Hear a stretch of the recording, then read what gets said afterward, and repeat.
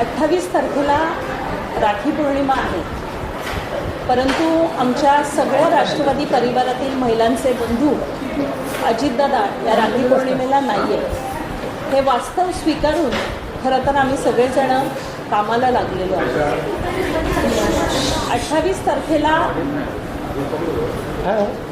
आम्ही सगळे जे शक्य असतील त्या महिला अजितदादांच्या स्मृतीस्थळी जाऊन राखी अर्पण करणार आहोत.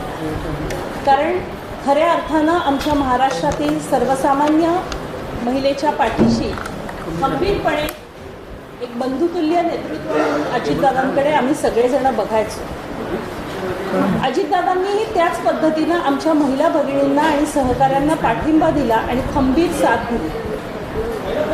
परंतु हे वास्तव स्वीकारून की अजितदादा आज आपल्यात नाहीत, आपण त्यांच्याशी बोलू शकत नाही,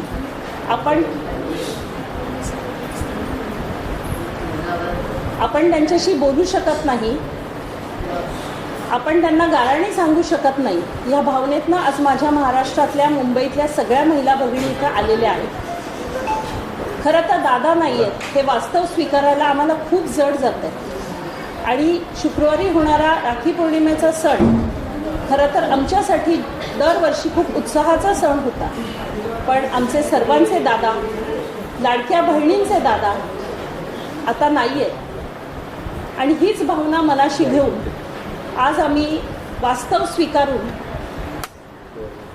राष्ट्रवादी काँग्रेस परिवारातील सर्व महिला भगिनी आज अजितदादांच्या प्रतिमेस आम्ही राखी अर्पण केली आणि दादांना आम्ही एक पत्र लिहिलं.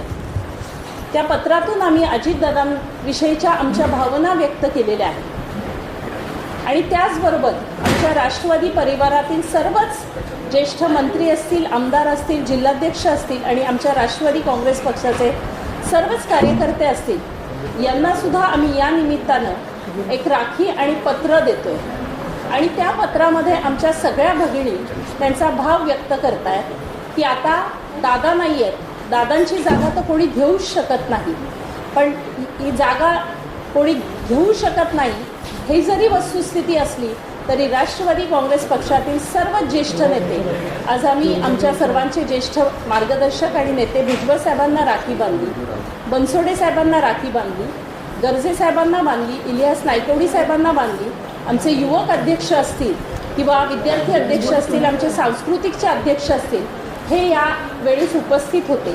पण खऱ्या अर्थानं या सगळ्यांनी आमच्या पाठीशी बंधू म्हणून उभं राहावं आणि आमच्या महिलांच्या संरक्षणाबरोबर सन्मानाची आणि आमच्यात आत्मविश्वास निर्माण करण्यासाठी आम्हाला पाठिंबा द्यावा अशाच प्रकारची विनंती आम्ही सगळ्यांना केलेली आहे.